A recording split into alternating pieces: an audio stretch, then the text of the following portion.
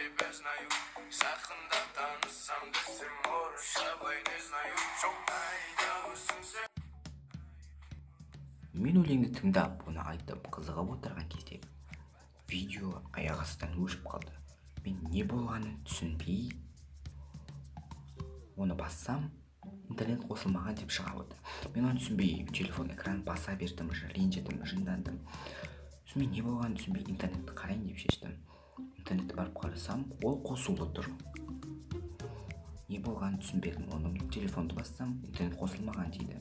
Мен қатты ренжідім де, сотканы ұрдым да, лақтырып жібердім де, тым түсінбедім.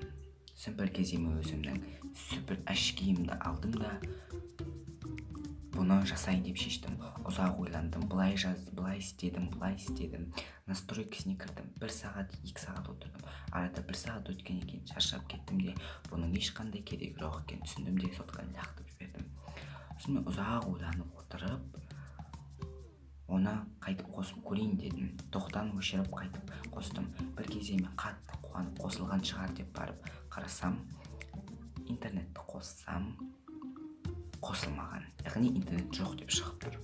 Қатты жындандым, не істерімді білмедім. Сосын мен лучше осы интернеттің адамына звондайын дедім. Нөмірін теріп звондап жатырдым.